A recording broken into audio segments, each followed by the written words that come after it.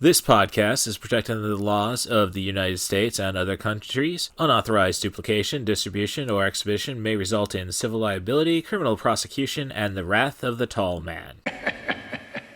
Boy!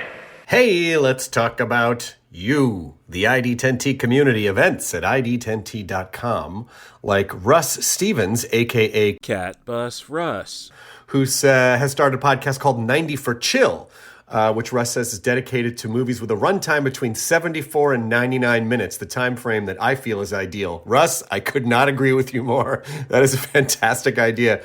Russ goes on to say there are times you need a cinematic fix but don't have time for the latest Scorsese masterpiece or offering from a comic book universe. There's also times when you need a conclusion to prevent a binge costing you a whole night. My guests and I try to follow these guidelines as we chat up features that are definitely worth your time and are beyond easy to make time for. 90 for Chill, the podcast, can be found on all major podcast platforms at 90forchill.com, and that's spelling out 90, Ninety, 4 FOR, chill. So there you go. Thank you so much for sharing, Russ. Really great idea for a podcast. Events at ID10T.com for everyone else. Hello there. Hello, and thank you for checking out this episode of I Dig Crazy Flicks Presents 90 for Chill, the podcast with Cat Bus Russ. I am your host, Cat Bus Russ, and last weekend I was joined by ThePoeticCritic, where we had a discussion about what needs to change with Disney and all the other major studios. She's very much against IP, so we do a lot of commiserating the state of Disney and Pixar. But before that, I'm going to post a review for Disney's 2023 feature, the Disney 100 feature, Wish, which I think, after you hear my review, may contradict everything I'll say on the chat I have with my big sister. If you've seen the cartoon and you don't think your opinion will be changed, I would recommend jumping to the 9-minute mark of this podcast to get right to my chat with The Poetic Critic. Follow her on Letterboxd, The Poetic Critic, all one word. And thanks for checking out I Dig Crazy Flicks. What are you? You kind of look like a star. Okay, you can't be. I mean, I know I wished on a, but no. Yes?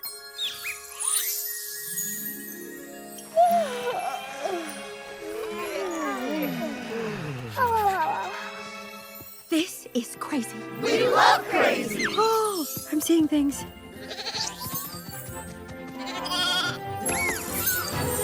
Whoa, what are you doing? Valentino, don't eat that!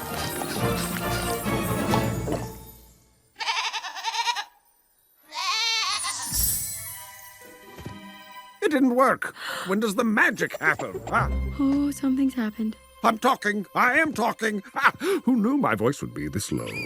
So I think it was about midway through my conversation with the Poetic Critic about what Disney needs to do to course correct, if course correct is needed. I mean, frankly, we just all want good cinema. I think affordable cinema.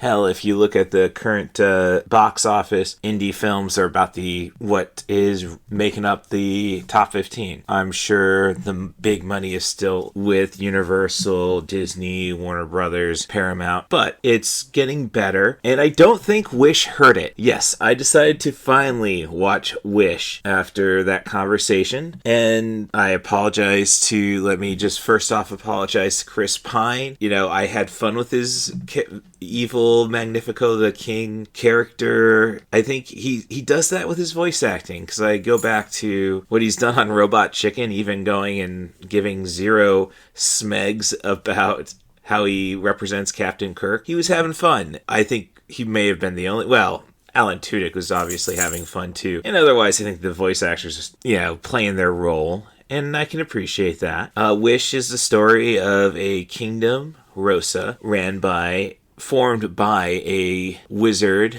Magnifico, who lost his family lost his homeland due to greed. And to protect his kingdom, he learned magic and then decided to offer anybody to live in the kingdom provided they give up their wish at the age of 18 for protection. He basically gets to see all the wishes and determines which ones will be had And so many of them will lead to revolution in his paranoid mind. He just won't grant more than, say, 14 a year. And the granddaughter of a 100-year-old citizen who hasn't gotten his wish granted finds this out. Asha is her name, when she applies to be his apprentice. She loses the job because she says people deserve these, and it's basically, well, no, I determine what they deserve. It really, eventually, she, in her desperation, her parents essentially giving in to the idea that, hey, we're comfortable, don't push the apple cart over, I guess, sorry. They denounce her anger, like, no, we're safe, that's all we want. She goes out, ends up wishing upon a star, and the star comes down to start granting wishes, which is an opposition of the king. So he's basically encouraging the citizens to rat on her or just get him the star, and he gives in dark magic. I see very much Homelander vibes in Magnifico, so I think it's kind of like, if you can't show your kids the boys, this is what you should show them. I think the biggest flaw with this release is trying to shoehorn in the Disney 100 celebration 2023. And I think so many people, or maybe just the Poetic Critic, talking about, they're going to shoehorn subliminal messages or make you draw opinions like, this came from this Disney movie, this came from this Disney movie, and it's going to distract you from everything. And going into it,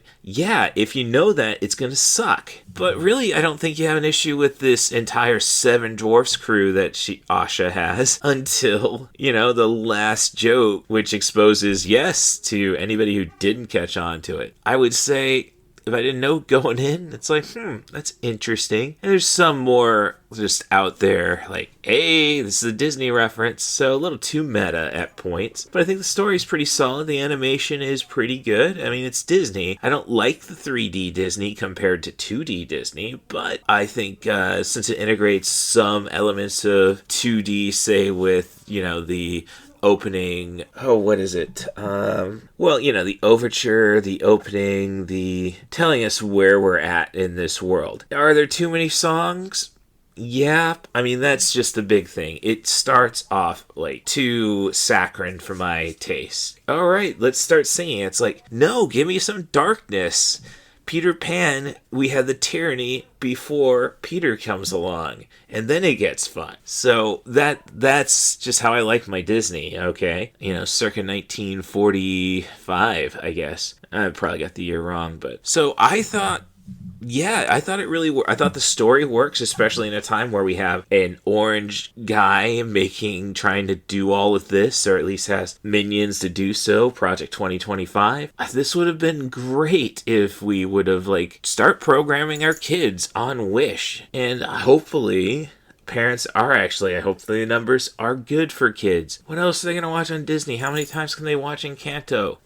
This is how I got Flash Gordon into my life. How many times can Russ watch Star Wars? And I could watch it a hell of a lot. So watch your kids, parents. Make sure they have a wide selection of Disney films to offer.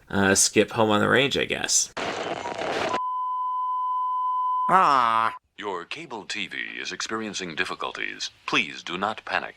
Resist the temptation to read or talk to loved ones. Do not attempt sexual relations, as years of TV radiation have left your genitals withered and useless. Well, I'll be damned. After a 10-hour workday, it's about 11 p.m. when I finally get around to finalizing my podcast and uploading it to the internet. So I definitely need a lot of energy, but I don't need all that caffeine, so I rely on Dubby Jitterless Energy Blend. It's a coffee fruit extract, so you get about as much caffeine as a cup of coffee, but you get all the vitamins you could possibly wish for and all the energy, and about half the price. If you spend $4 a shift on energy drinks, you're spending $80 on sugar per month. Why don't you cut that in half and try Dubby Energy Blend? And if you go and visit Dubby.gg and use the promo code CatBusRuss at checkout, you're going to save yourself 10%. So on top of spending half the money, you can at least go and get one over on the taxman. So that's w.gg, promo code CatBusRuss, and start feeling energized today. Little Hand says it's time to rock and roll. Bring the noise.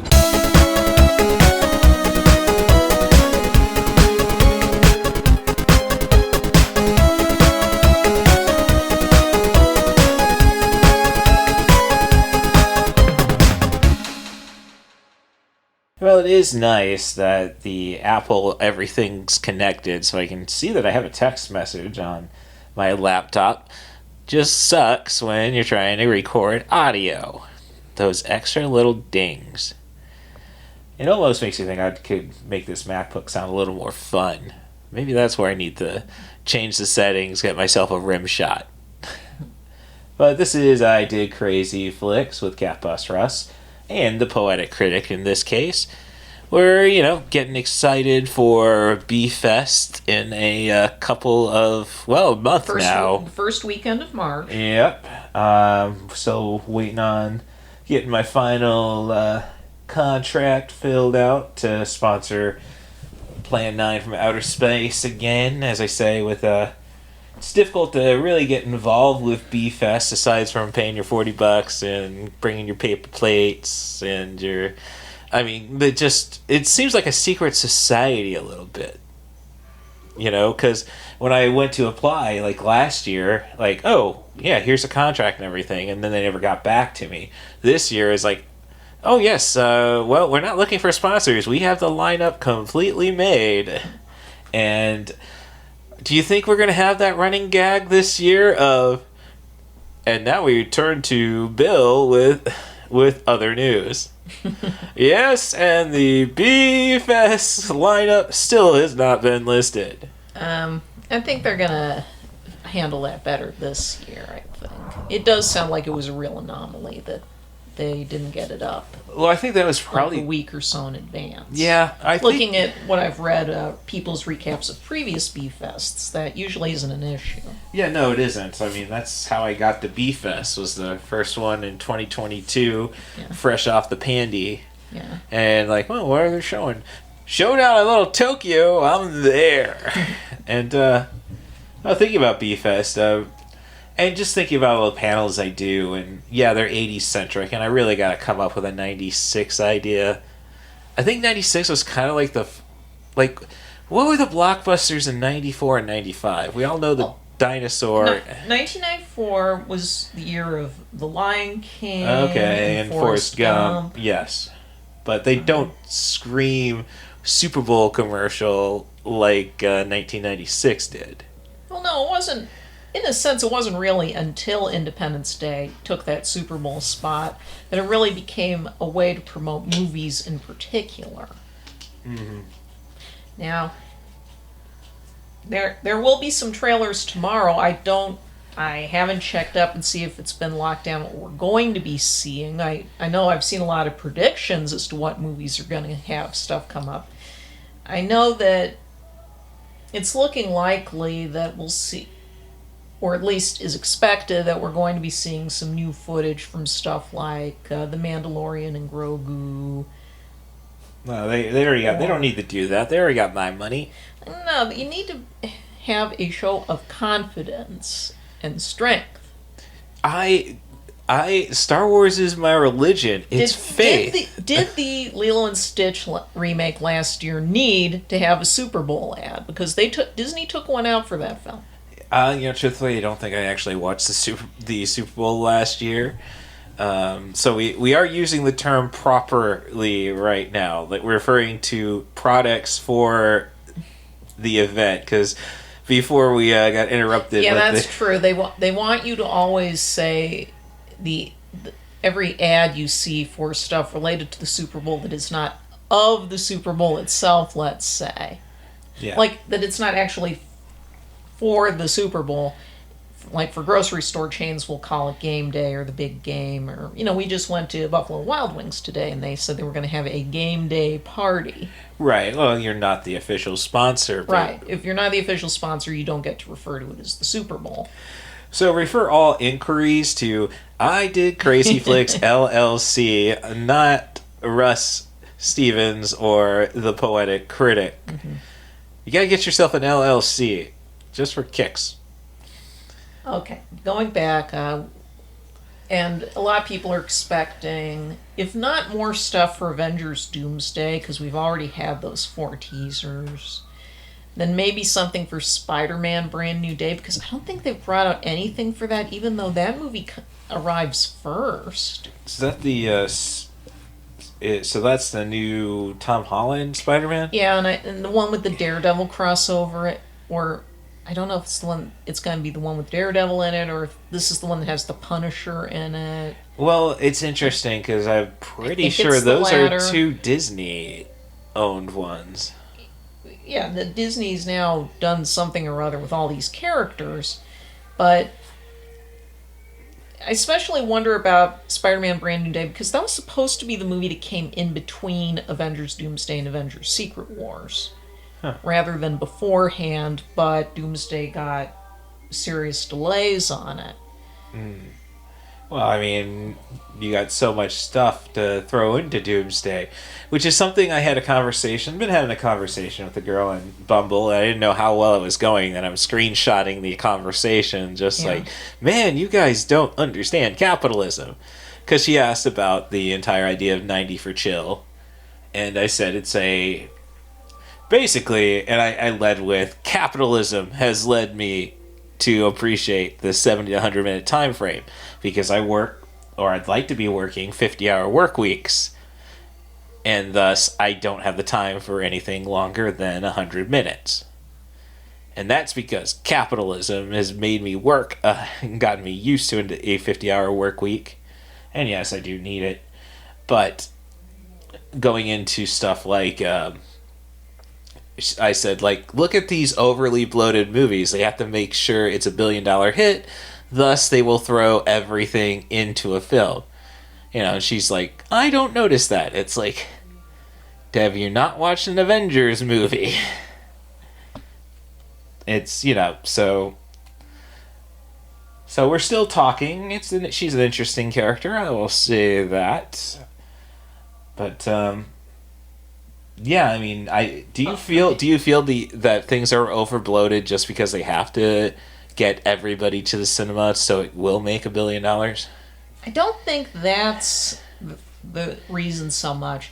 One thing that I've seen thrown around as a possible reason why movies are longer now is because the people who do actually get off their duffs to go to the theater, sit through 30 minutes of ads and commercials, is they feel that if the movie isn't sufficiently lengthy, they haven't gotten their money's worth. I've seen this raised, I think, when Metzeler Sites reviewed Aladdin, the remake of Aladdin for RedReaper.com, and the remake is over 2 hours long. Yes. The original movie is 90 minutes with credits.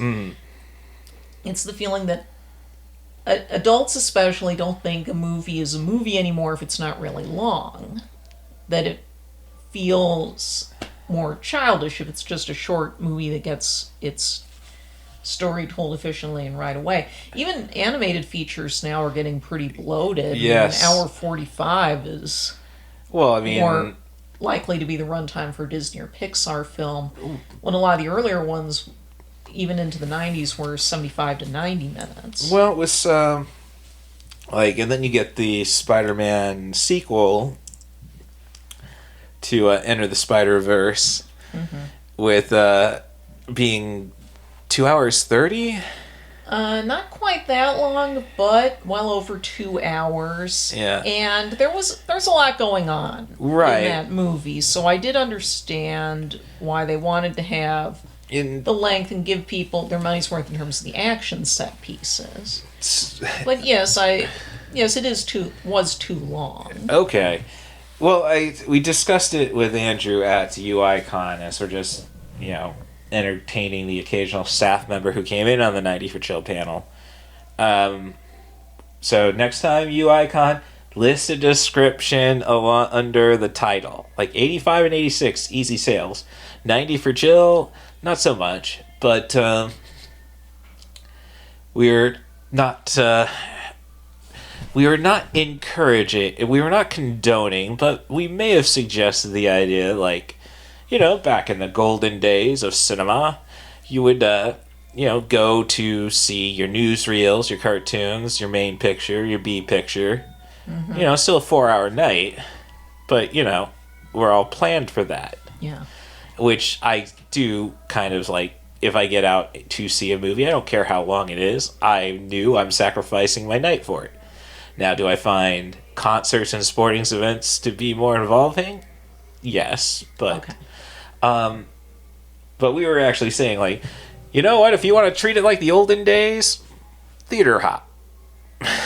But now, with companies like needing to make sure they show their movie 4 times a day, regardless of how long the bloody movie is, they have so many extra cinemas.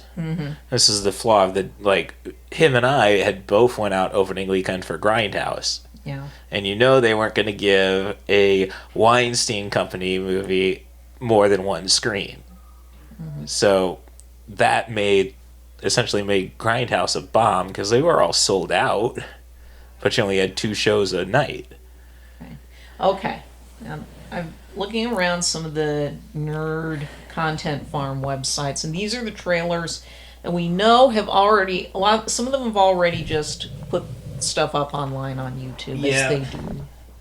But apparently, the trailers will include the ones for Scream 7. I think I've seen them. Yeah. Yeah, a lot of that. So many of the Super Bowl ads are even shown on networks now. Yeah. Before the game. Right. I shouldn't say major networks. I think this was Big Ten Network. Or maybe USA. Right. Project Hail Mary has promised a trailer for Sunday. I've heard of it. I didn't. It's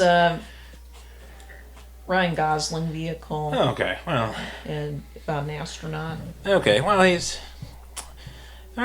can't say I've ever really left a Ryan Gosling project disappointed. So, promising. But others are. But no, it seems a lot of them are keeping things under wraps until tomorrow if they're going to drop a trailer or not during the game. As you should. I mean, I guess it's bang for your buck. A lot of people do seem to be expecting an ad for Michael because they dropped the final trailer for that Michael Jackson bio movie this past week. So it would make sense to run it during the game. There's the symbolism of the fact that he did a Super Bowl halftime show way back in '93. And he's topical right now with certain photos coming out. Yeah, it's a pretty bad timing, but something they couldn't help because reportedly Michael had to reshoot a big chunk of what was going to be the framing device in the third act because it brought up the 1993 child abuse allegations, which technically is illegal to depict, at least with the actual names. Yeah, unless you owing to the settlement that they made with the family in '94. Yeah. But it's weird when you're talking about longer movies. The rumor going around is that Michael is going to be 3.5 hours long. Yeah. And as so much of the ad material so far, including like all the poster taglines, suggests this is actually the first of 2 movies, in part because of that reshoot process. Because it's looking pretty clear from the full-length trailer, which I saw online, is that this movie only takes the story of Michael Jackson up through 1989 and the Bad Tour. So, yeah, when we still allowed him to perform in the United States. I mean, he didn't. Aside from the Super Bowl and maybe award shows. And the concert he did like the night before 9/11. So maybe we just had a bunch of angry Saudis who couldn't get tickets. I mean, he was the phenom. I'm just saying Michael Jackson caused 9/11. All right. But, this is the ridiculous content you get an LLC for. Yeah, but apparently we may or may not get some Marvel trailers tomorrow. It's just kind of cagey. Well, it's also tricky now with I think the dual screens, like sports bettors are not going to be looking up to see who will appear in Avengers Doomsday. Some people are saying we should expect the Minions 3 trailer. Yeah, I was kind of curious. I haven't gone back through the Screen Drafts Patreon to see if they have done the Minions / Despicable Me mini super draft. Yeah. I'm actually kind of disappointed. They are doing the upcoming. I think it might be a Patreon exclusive. The Boosters Club. The additions to all the franchises they've done. 5 franchise mini drafts. I didn't see the Matrix Resurrected, so I'm kind of like, I don't know if they're doing their homework. And I guess it's up in the air whether Disney will do, because if they do an animation trailer, they can do either Hoppers, which opens in a few weeks, or they can do more footage from Toy Story 5, which comes out in the summer. Which one would they prioritize in this case? Because you gotta give 15 seconds to Hoppers at the very least. it doesn't matter much to me because I don't think either movie looks very good so far. Well, I still haven't seen Toy Story 4, so Yeah. I don't know if I'm ready to embrace it anyhow. Right. But Well, it's just that the premise of Toy Story 5 seems so Old Man Yells at Cloud at this point. well, there's a robot chicken. If I'm correct, it's about screens. Yeah, it's And- about Bonnie gets like a leapfrog style pad. Keep kids off screens. That's my opinion, but I digress. And she becomes more interested in that than in playing with the toys. There's a robot chicken sketch where the toys all have to rally together to defeat a video game system. Yeah. Does not go well for them because you wireless son of a bitch. So yeah, it's when the cartoons when the parodies beat you to the punch, Right. you might be in trouble. I mean, I could have seen this premise working like 10 or 15 years ago, but yeah, that is scary since we have a 13-year-old nephew. Mm-hmm. And yeah, he was pretty much on screens probably since the second Disney trip, or the second Disney trip we were on. Right. So that would have placed him 8 years old. Yeah. So maybe I'm a little too extreme, but I'm sure I've flown on plenty of flight with him telling me about his goal scoring.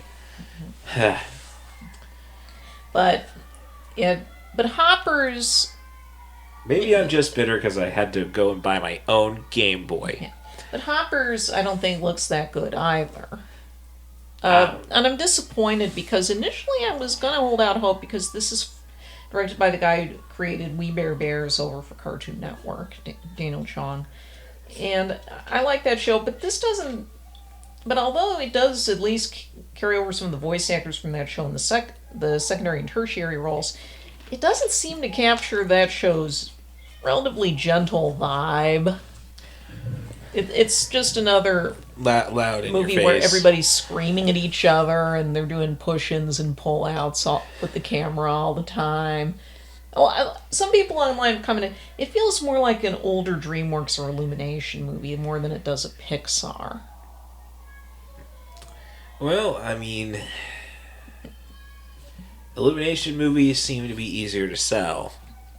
Well, I mean, no offense if you put a copy of Coco and a copy of Migration in front of a child, based on the box art, I think they're gonna grab Migration.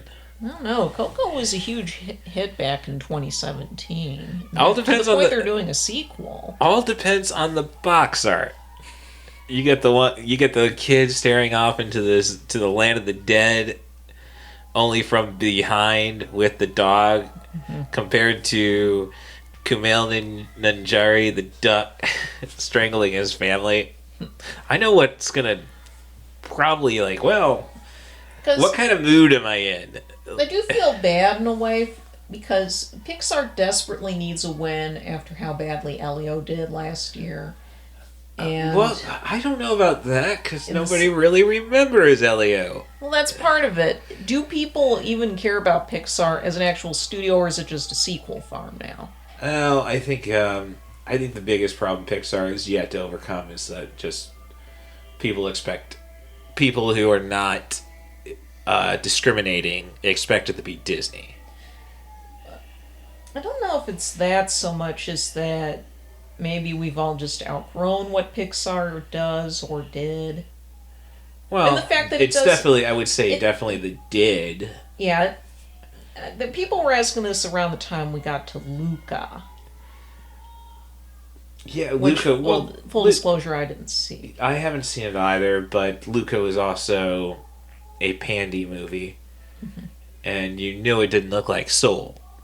So, And the fact that Pixar really doesn't seem like, well, we knew this from about 2 years ago when they made it very clear they were not going to be as supportive of creator-driven projects for directors and writers. They were not going to support that. They felt that they need to make universal films. Well, not films that are a person who wants to tell a story that means something to them. Well, I mean, which I don't. Which seems like a lot of people are saying Pixar's now just Disney, maybe slightly better or slightly worse, depending on the individual film. Yeah. 'Cause you look at Disney the past few years. I keep coming back to this when people are talking about the company and its woes. Disney has not launched an original blockbuster concept since Encanto in 2021, and that was a qualified success because the movie didn't take off until it got to streaming. Yeah. Now it's a small miracle that that even happened because usually streaming becomes a void. It does not prop up movies the way VHS or cable did in terms of films that disappointed theatrically.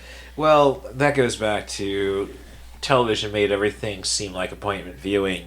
Mm-hmm. And you actually have to go to the trouble to find tapes. I really do miss video stores. Yeah, I see what you're saying there. So, and with Encanto, even that one's time may have passed because supposedly they want to do a sequel, but there's been no hide or hair of any progress on that project. Well, I think if they solidly greenlight it, I think it'll get enough buzz. You're really just your only issue and this just comes with sequels in general for children's stuff is have they outgrown it? Yeah, that's an issue too. But aside from that, Disney hasn't had an unqualified original hit since the original Moana back in 2016. Yep. Everything after that was either sequels, most of which did do extremely well, even if they weren't good movies. Oh no, I mean, there's a lot of Zootopia 2 love out there. Zootopia 2 did really well. And that was the case some people wondered, had people outgrown it by then, because it did take a while to get that sequel compared to some of the others, but they came out. With Zootopia, though, it was kind of more of your Shrek vibe, I would say, in the sense that it had, all right, we have to make sure the adults are having fun. Mm-hmm. It's a kid's story about equality and acceptance, which the second one seems to, because why the hell were we picking on snakes? I know, no, I am not seeing it. It's got that CM Punk guy, Screw Phil, and Roman. It's got your, it featuring the voices of the WrestleMania 42 main event. Okay, yeah, no, Disney's got a. That's what they got out of the ESPN deal, really. Yeah, never mind. But no, I'm losing my train of thought. But otherwise, the original films they did in the stretch since the original Zootopia and Moana, which both came out the same year, people forget that. Yes, no, they did. were stuff like the originals were stuff like Raya and the Last Dragon, which and Strange World. Strange World I know has fans. Mom approved of Raya, so I mean, if you know Mrs. Stevens, that is an accomplishment. But again, that was really that was kind of a post-Pandy movie, so I get its failure there. Yeah, and then Disney had the 2-ton mega bomb that was Wish, which was a movie they gave promotional support to and such that they definitely didn't give to Strange World, certainly not Ryan and Encanto didn't get that kind of hype. Encanto surprised them ultimately because when it did hit streaming, they realized that they had underestimated the interest there might be in merchandise for that movie. Well, especially for certain characters. We had this a little similar discussion during the one of the panels, be it the DC or the Marvel one at TARDIS, where I said niche and people are not niches. Didn't Jiminy Cricket say, you are a human animal? I'm just saying that I think people really sleep on, I don't want to use the term exploitation, but exploit away, honestly. Well, I mean, be it musicals, going back to South Park, the musical episode about the conspiracy of why women love them and why men love taking their women to that, or the so musicals.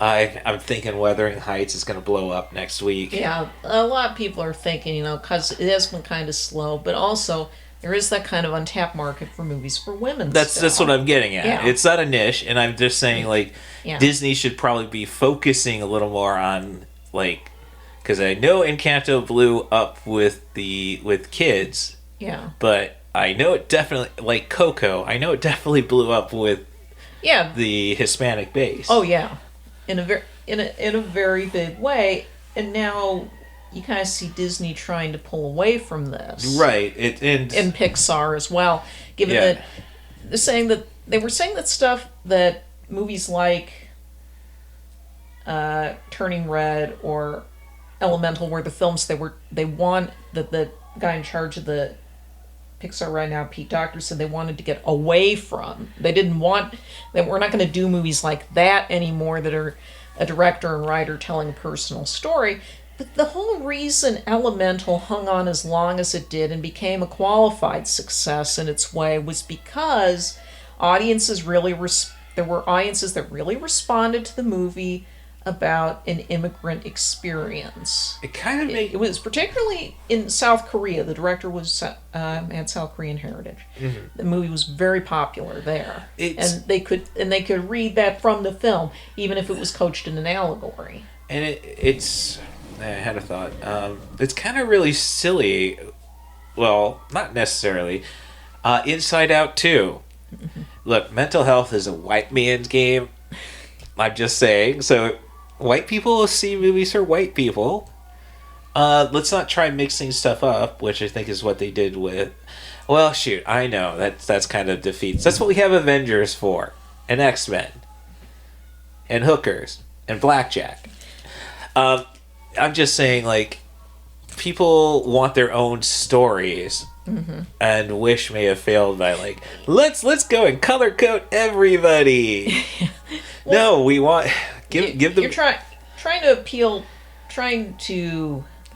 When people talk about forced diversity, I wish they meant stuff like that. Yes. It's clear that... No. It's not forced diversity if you just want to tell a story about a very specific culture and stuff. It's not... It is when you're just trying to have the Rainbow Coalition and your heroine sidekicks. Yeah, no, so... And I'm still amazed that Wish did crater as hard as it did, because this was practically lab grown to appeal to the Frozen and the Encanto fans in terms of how they handled the songs, Okay. what kind of story it was telling. All right. Well, And the fact that films like Frozen is I agree with those who feel Frozen is a sloppy film that got really lucky. Yeah. On the basis of like something that hadn't been really represented in Disney films before, and the idea of a sibling relationship being the center of the story, and also that it had one or two big songs. Okay, but now I'm going back. I know probably not a blockbuster when it was released, with The Love for the Princess and the Frog. And I think that's still more of a cultural thing. It's I mean, hard at least not they to see committed it that way. I mean, I'm just saying they committed to the cause. Now, when we were talking about B-Fest with Mom and Dad at Buffalo Wild Wings, you know, we're get beaten the game day crowd. We brought up what I expect from a B-Fest. Yeah. I expect blaxploitation. I expect kaiju, and they were kind of. They really pushed it. I mean, last year's lineup was, I think it may have been the best B-Fest I've been to. Yeah. But, the Demon wasn't that much of a kaiju. Right. But I let it pass. I should say musicals, but usually they're not good. But kaiju, blaxploitation, and roller skates, I think you have a successful B-Fest. There were no roller skates. Mm-hmm. So but as I'm just saying, it's kind of like, I mean, it just shows that if your movie is good, which, come on, let's just face it, a lot of blaxploitation movie. If the movie's good and fun, and you can disconnect the fact that you're the bad guy, they're fine. I mean, they're for everybody. Right. You move from the specific becomes the universal. Yes. And this applies to so much of great art throughout history in many mediums. But more and more you see people wanting to reverse engineer that. And the problem Disney has is that well, the money to their credit, I think they are just trying to outlast the Trump administration. But at the same time they seem willing to give in to it. No, I'm just saying they're trying to. They are putting their heads in the sand. Is what I mean.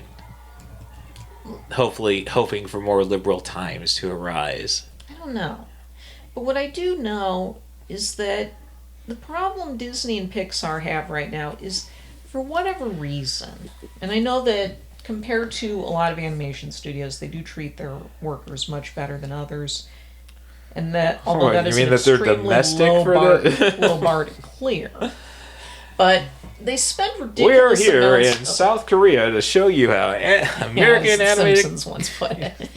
But the problem is Disney spends like $150 million to $200 million a pop just producing animated features now. Godzilla -1 was $12 million. On top of that, you have marketing and prints and advertising.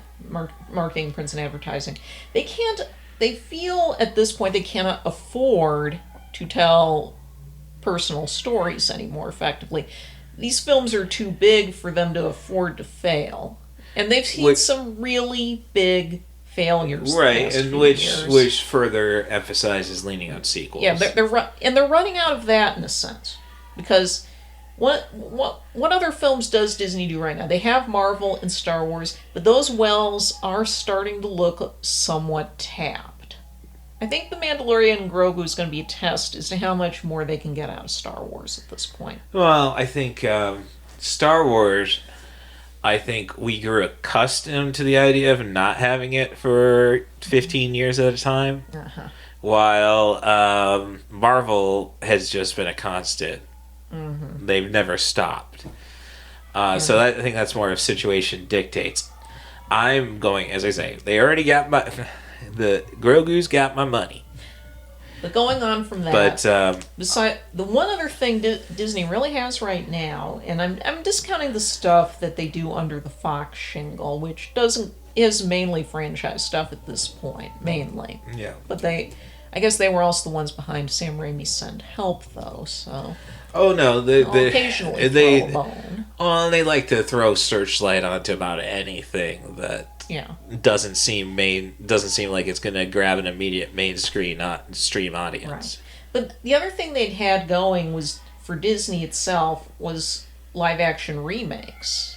And they're running out of films that are going to work in that form that people will actually come out for. If they didn't come out for the Snow White remake, then it's probably not going to have the hope. Some fans are desperate to see a live-action Sword in the Stone or a live-action Treasure Planet are probably not going to happen. Sword in the Stone, at least the people behind who are trying to push that and make that a reality, I would like to see, because I am currently watching, I have yet to watch season 2 of House of the Dragon, but I am currently watching and enjoying A Night of the Seven Kingdoms. Yeah. But even then, it's like their approach to this series is, this is really a kid's story, but this is in Westeros. So when you open the second episode with a guy just taking a leak with an obviously prosthetic wang, it's kind of like, I want to see what Darren Franich and company not Darren Franich, I'm sorry, Screen Draft fans, Brian Cogman can do when he's got restrictions.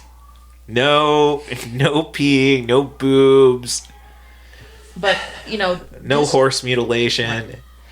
Like, in any case, there's only a handful of Disney animated features left that might actually bring out a big audience the size of what Lilo and Stitch had last year to theaters, and they have moved forward with the Tangled remake. Yeah, that makes sense. But after that, they're about out, because Princess and the Frog would seem like a weird one to do, because like The Lion King, it's really going to end up mostly an animated feature because the characters are frogs. Well, and I was actually suggesting this is where you could go with we could finally have, I think we could go with Robin Hood, which I know is just going to be 3D animated, honestly. There we go, Disney. Pay up. Or at least, give me a small seat on the board. But Disney is running out. I can be your Putney Swope. The point is that Disney is running out of material, and they are not coming up with new ideas. They don't seem willing to adapt new ideas. They've just announced that they're going to do a streaming adaptation of Aragon. Yeah, I saw that. I'm not angry. And I'm puzzled because they did have the rights to Sarah J. Maas's series A Court of Thorns and Roses, which is probably the biggest, most influential of this run of romantasy novels going today. Well, there you go. It is a huge thing, but they let that option expire last year because they felt trying to adapt that for Hulu would be they'd need more money than it would be worth in the end. And that seems really weird because it's not like anyone else is trying to go after the romantasy market as yet, aside from garbage content mills like Vertical Dramas. Disney is not interested. Well, Disney's biggest problem, I think, for the first 70 years of the company is that Disney everything had to feel Disney. And I think after the Disney Renaissance, they thought, see, everything feeling Disney works. Mm-hmm. So what I'm saying is that it's kind of good that they have the remnants of Fox, the 20th century, mm-hmm. just so if they pay enough attention to what they're doing with 20th century, they might. 20th century is their touchstone now, so. Well, I see. I think they should be focusing on experimenting there, and maybe scale back. You have your Disney parks. You have a television net. You have a series of television networks.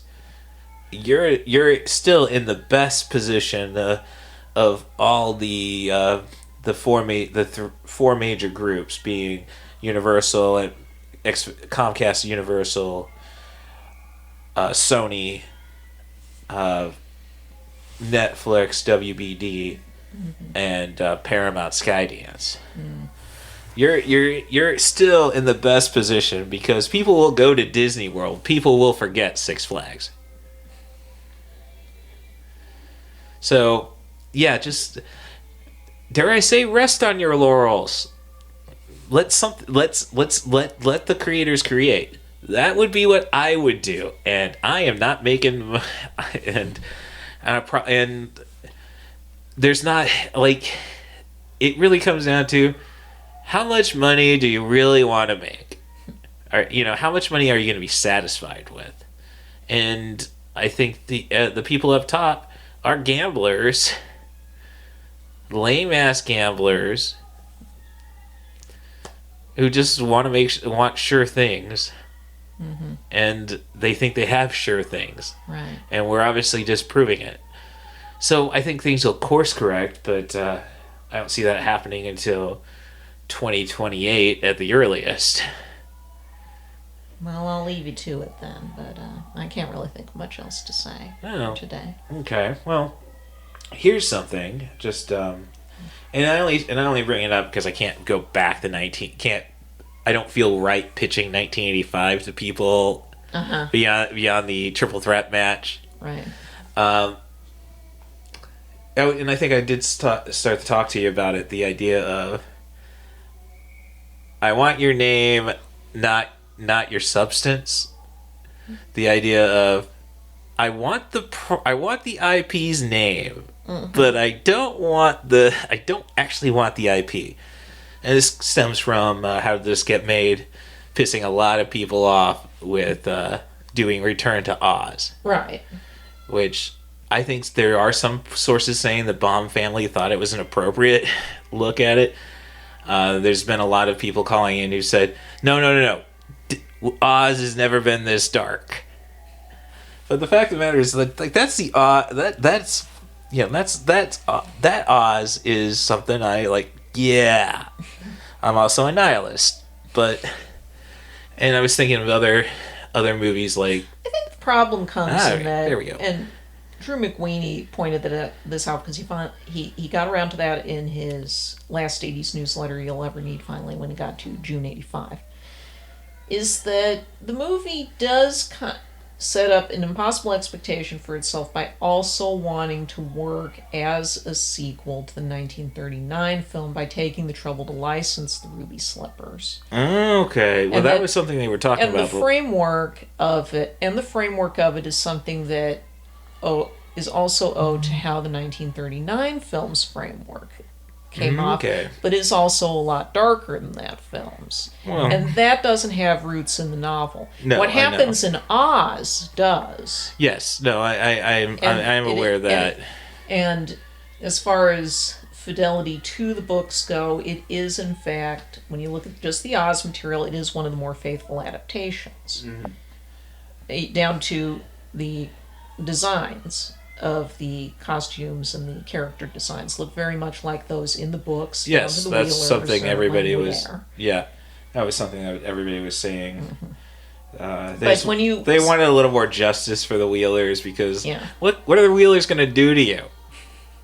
They ain't got no hands. Yeah, they're just a little side character in the third book, Ozma of Oz, which is the primary root of the plot of the movie.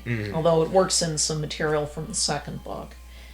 I just found it cool listening to the Last Looks episode of How Did This Get Made, discussing it. Like, somebody brought up, like, oh, Toto can talk. Yeah, eventually, it doesn't talk much in the books. Well, he doesn't talk to, like, the 8th book, just because you guys are taking care of my butt. Yeah. The thing about the Oz novels is that they're kind of... They were one of the first fantasy series of any kind that you could say did any kind of world building. Yes. But it's very much making it up as it goes along. And that's one reason why it has all these weird, dark undertones that filmmakers and writers like Gregory Maguire ultimately seized upon.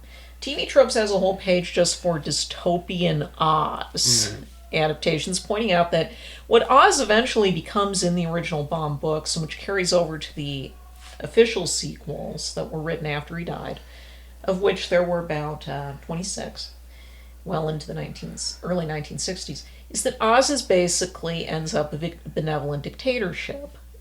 Where only 3 people are allowed to actively practice magic, and where they know they can easily find out what you are doing and where you are at any time by way of certain magical devices. Sounds like Wicked just jumped like, okay, let's keep it in 1939 and let's jump to the end. At least that's what I'm gathering from all the trailers and stuff, footage I see of that. Like, so that just a thought right there. So yeah, it's I guess another thing they were bringing up on how this gets made. It was only good because you were kids was an argument they were making. It's like, no kid should have freaking seen Return of the Oz. This is what PG-13 was made for. No, I wouldn't say that. I sometimes get frustrated with the way that a hallway through a full of disembodied heads, all seeming to be in agony. That's not. And we had this talk with Andrew. I think we were. How did we get to it? We were talking. We were talking about the beginning of Short Circuit, which is why we compared it to Deadly Friend. and Chopping Mall. Mm-hmm. Chopping Mall is pretty much what would go wrong. Yeah. Deadly Friend, it's just goofy, but the basketball kill. And honestly, I think Wes Craven really knew how to work on that nightmare stuff. Mm-hmm. Now, I haven't gotten all the way back to the Hills Have Eyes. Yeah, early exploitation stuff. Yeah, but when he really hit, he knocked it out of the park with Nightmare on Elm Street. Well, and then I see some vibes in Deadly Friend about that. Well, the problem with Deadly Friend was, as originally shot, the kills weren't nearly so gruesome. But in test screenings, you have people who came to the test screenings basically wanting Nightmare on Elm Street again. So the Warner Brothers told them, go back, you have to make this more gruesome. I guess the very end was only added in the reshoots, and it originally just ended with the gal dying in his lover's arms, and that was the end. Yeah, I do kind of like that ending though, because again, it throws me back to the end. Those endings are not good. Just because of Wes Craven's let's just get it done, like the original the ending of the Nightmare on Elm Street. Yeah, and then, but I was just saying we got into a conversation about Gremlins scaring us, and I'm like, Gremlins are just straight up scary. Yeah, Was it Return to Oz? This gets us into labyrinth territory. Like, this is going to affect your psyche. We were all scared of Gremlins. That's what we agreed upon. But, this is like turning the screw. It's like, haven't yet really came out to my parents about being queer. I've said it numerous times on the podcast. Yeah. Neptunic. But it's like this is going to shape your brain, and Labyrinth's going to shape your brain. Yeah. What I think you've heard it said, your sexuality is not determined. Yeah, we've made jokes about that, but I do think that, and I'm not the only one to think this way, is that we did lose something as millennials became a lot more paranoid about what we could have in kids' entertainment. Just based on getting freaked out of bed in the 80s. Because you could actually see that with our little sister. Because you and I are tail end X. Yeah. And the tail end of Generation X, yes. And Ryan likes to think no, I have more of a Generation X attitude. And it's like, I'd like to say you might be a Midwest X, because we get everything 10 years later. But no, it is something like, we were just made of tougher stock. I don't know if it was that, but... Or not necessarily tougher stock, but our parents were doing that Reagan 80 thing, man. let's just get the money, and we'll hopefully be able to have a maid take care of the children. I think it's more with kids' entertainment now. It's that so much of the edges seem sanded off, a lot of it, and it's pretty obvious with what Disney has done in that, with Wish, how what was supposed to be a huge selling point of the film was that the villain was a classical Disney villain again, but in practice he's not nearly as interesting, and what makes him interesting ends up working against it, because it's very confused. He is pretty clearly was probably not an evil person before the story began. Yeah, possibly a misguided one, but out of good intentions. Yes, I mean, especially given that he has a horribly sad backstory. Well, absolute power corrupts absolutely, right? And then he becomes paranoid. But the movie doesn't treat it like the tragedy it is. There are a whole video essayists explaining exactly what the movie gets wrong with the characterization. But the other thing is that in the end, he doesn't do all that much horrible stuff to the heroes anyway. I just had a really sick joke. He gives people magical heartburn. That's yeah. Yeah. I mean, he crushes Mom's wish. Oh, I feel such horrible grief. Hey, why not have? And I was thinking, watch some True Blood and see a maker release their progeny, and I'm there, man. No, but it's like he doesn't kill. He doesn't get a kill on anybody. No, even though he has plenty of opportunities to kill the heroine in the climax. He could have just thrown her off the building if he wanted to. Look, he didn't have. That's what they needed to write him. A Prince Scotty. Yo, Dad, what are you doing? I have a gun. But it's that the movie doesn't build up. He isn't evil enough to justify it. To justify the characters. He isn't initially evil enough to justify how the characters are treating him. And then when he finally does go full bore evil, he's not much of a threat. I hate to say it, I don't think people named Chris can be evil. Well, that's part of it. I don't think Chris Pine ever got a full handle on it. He just comes more like a campy parody of this sort of character, which is once he actually goes full bad. Prior to that, some people said online, what he sounds like is a frustrated customer service representative who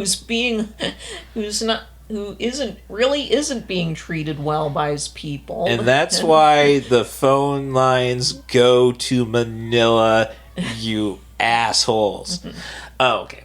But I was just also thinking, I just don't think there's until Chris Hemsworth played the antagonist in Furiosa.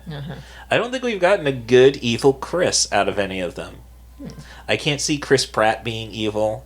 And this guy, in Passengers, he's date raping Jennifer Lawrence the entire movie. I don't see. I guess Chris Pine, Chris Pratt, and Chris Hemsworth are the Chris's. I think, correct? And Chris Evans. Oh, Chris Evans. Okay, Chris Evans can do bad. What I'm saying is, we didn't have, as we were talking last night, of your seemingly complete knowledge of Walk Hard, the Dewey Cox story, without ever actually watching it from beginning to end. The wrong Chris died. So I was just saying, but in general, and I think you got me what I was looking for about children's entertainment now, and man, I don't think children can handle Shelley Duvall. No, they probably couldn't. Damn.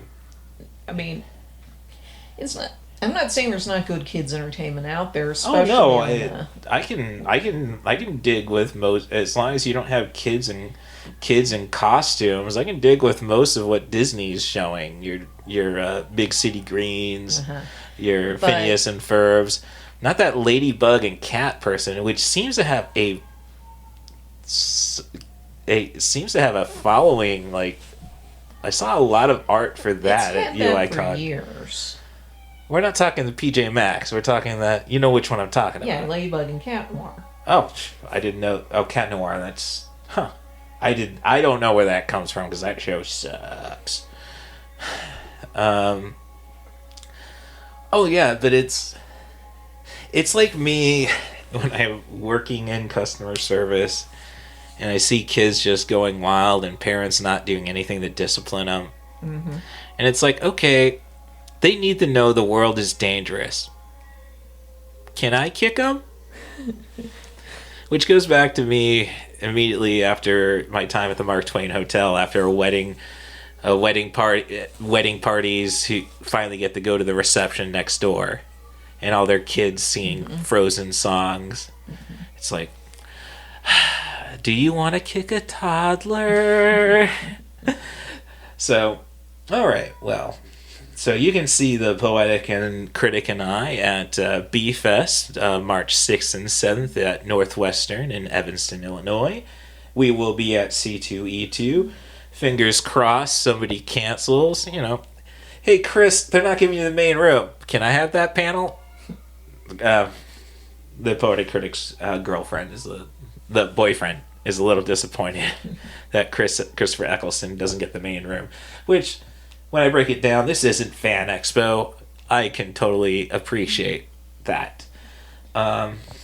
So, let's just get to the regular bollocks then, the formalities. If you want to help the podcast out, you can rate and subscribe on your favorite podcast app. Be as honest as you'd like in the comments. Just give me those 5 stars otherwise. Helps the algorithm, and I will learn from them. I will learn to be a better podcaster. I will learn that you're a butthole. I will be better off because of your comments, regardless. You can subscribe to the Patreon, where you now get ad-free podcast.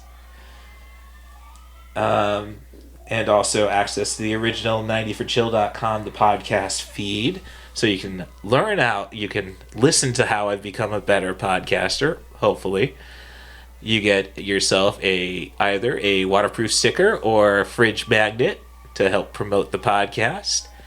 You also get a shout out on every episode as long as you're subscribed. So thanks, Dad. Thank you, The Scoop Staley, an underappreciated AA wrestling personality from the mid-aughts. And thank you, Tim Bates. You can find him on episodes of the podcast for Arena, which I like to call Blood, Sport, and Space, and Night of the Demons, a Poetic Critic approved feature. And, of course, you can be a guest on I Did Crazy Flicks. As long as the movie, theme, director, actor is bonkers, I'll happily talk about it. But if you got something a little more mellow, a Kevin Smith comedy, a Richard Linklater flick, as long as it's between 70 and 100 minutes, I'll give you 40 minutes on Zoom at the very least. So let me thank Stationary Harden for keeping an eye on me, keeping me out of too much trouble, and I hope she's doing the same for everybody else she's touched in her life. And I hope she's squeezing the ectoplasm out of Skimbleshanks, the one-eared angel, the most jellicle of kitties. Thanks for checking out the podcast. Thank you, the Poetic Critic, for your time. You're welcome. Yeah, all right.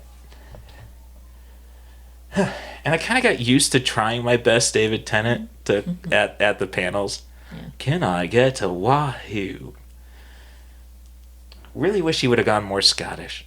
Can I hear a wahoo? This podcast was made possible by the love and support of Dave and Cindy Stevens, Rory Stevens and Allison Higgins, Danny Daniels, and Stephanie Smith. Long live Flash! You've saved your Earth. Have a nice day.